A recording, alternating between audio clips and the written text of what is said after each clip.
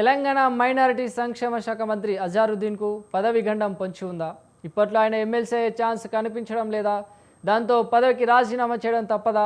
ఈ గండం నుంచి అజారుద్దీన్ ఎలా బయటపడుతున్నారు? కాంగ్రెస్ పార్టీ వ్యూహం ఏంటి? మంత్రిగా కొనసాగేందుకు అజారుద్దీన్ ముందున్న ఆప్షన్ ఏంటి? Watch the story.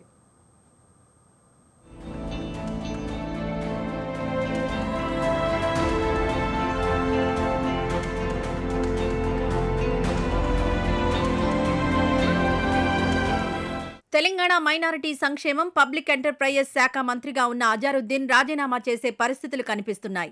అజారుద్దీన్ ప్రస్తుతం మంత్రిగా ఉన్న ఏ చట్టసభలోనూ ప్రాతినిధ్యం వహించడం లేదు. సాధారణంగా ఎవరైనా మంత్రివర్గంలోకి వచ్చిన 6 నెలల్లో చట్టసభలకు ఎన్నిక కావాల్సి ఉంటుంది. మంత్రిగా బాధ్యతలు తీసుకున్న అజారుద్దీన్కు 6 నెలలలోగా ఎమ్మెల్సీ పదవి కట్టబెడతారని భావించినా ఇందుకు సంబంధించి ఆయనకు అడుగడుగునా అడ్డంకులు ఎదురయ్యాయి. పైగా అజారుద్దీన్కు ఇప్పుడిప్పుడే ఎమ్మెల్సీగా ఎన్నికయ్యే అవకాశాలు కనిపించడం లేదు. ఏప్రిల్ నెలాఖరుతో గడువు తేరనుండటంతో అజార్ మంత్రి పదవికి గండం పొంచి ఉంది.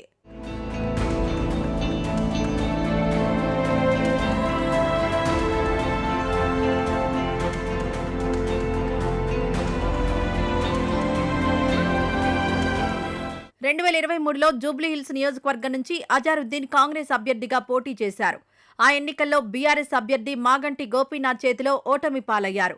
గోపీనాథ్ అకాల మరణంతో జూబ్లీహిల్స్కు ఉప ఎన్నిక అనివార్యమైంది. మళ్లీ ఇదే నియోజకవర్గం నుంచి పోటీ చేయాలని అజారుద్దీన్ భావించారు. అయితే కాంగ్రెస్ పార్టీ ఈ నియోజకవర్గంలో గెలుపు గుర్రాల కోసం సర్వే నిర్వహించింది. ఎన్నికల నోటిఫికేషన్ జారీ అయ్యే వరకు 3-4 దఫాలు ప్రజల నుంచి అభిప్రాయాలు సేకరించగా ప్రస్తుత ఎమ్మెల్యే నవీన్ యాదవ్ పేరు ప్రముఖంగా వినిపించింది. దీంతో నవీన్ యాదవ్ను అభ్యర్థిగా ప్రకటించింది.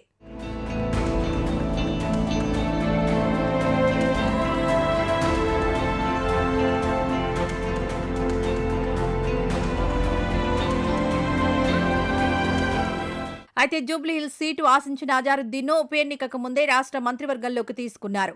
గతేడాది అక్టోబర్ 31న లోక్ భవన్లో మంత్రిగా ప్రమాణం చేశారు. నవంబర్ 11న ఉప ఎన్నిక జరిగింది. నవంబర్ 14న వచ్చిన ఫలితాల్లో బీఆర్ఎస్ అభ్యర్థి మాగంటి సునీతపై నవీన్ యాదవ్ గెలుపొందారు. అజారుద్దీన్ కూడా నవీన్ యాదవ్ గెలుపు కోసం విస్తృతంగా ప్రచారం చేసి ముస్లిం ఓట్లను రాబట్టడంలో సక్సెస్ అయ్యారు.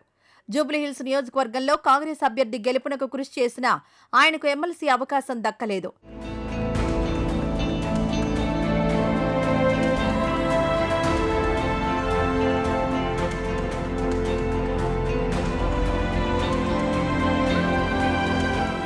బీఆర్ఎస్ నుంచి ఎమ్మెల్సీగా ఉన్న కవిత తన పదవికి రాజీనామా చేశారు. ఆమె రాజీనామాను ఈ ఏడాది జనవరి 6న శాసనమండలి చైర్మన్ గుత్తా సుఖేందర్ రెడ్డి ఆమోదిస్తూ బులెటిన్ విడుదల చేశారు. ఈ నేపథ్యంలో మళ్లీ ఎన్నిక నిర్వహించేందుకు ఎన్నికల కమిషన్ నోటిఫికేషన్ విడుదల చేస్తుందని మంత్రి అజారుద్దీన్తో పాటు కాంగ్రెస్ నాయకత్వం ఎదురుచూస్తూ వస్తోంది. నిజామాబాద్ నుంచి లోకల్ అథారిటీ కోటాలో జిల్లా పరిషత్ సభ్యులు, మండల పరిషత్ సభ్యులు కవితను ఎమ్మెల్సీగా ఎన్నుకున్నారు.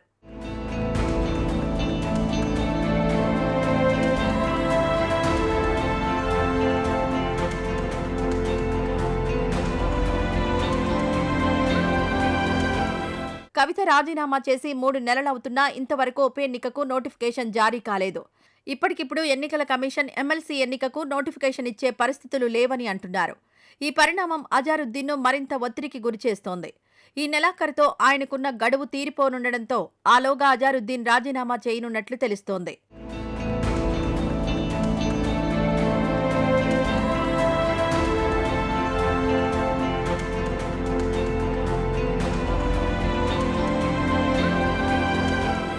అజారుద్దీన్ రాజీనామా చేసిన తర్వాత రెండోసారి మంత్రిగా ప్రమాణ స్వీకారం చేసే అవకాశం ఉందన్న వాదన తెరపైకొచ్చింది. అయితే ఇందుకు రాష్ట్ర ముఖ్యమంత్రి రేవంత్ రెడ్డి, ఢిల్లీలో కాంగ్రెస్ అధిష్టానం ఆశీస్సులు కావాలి.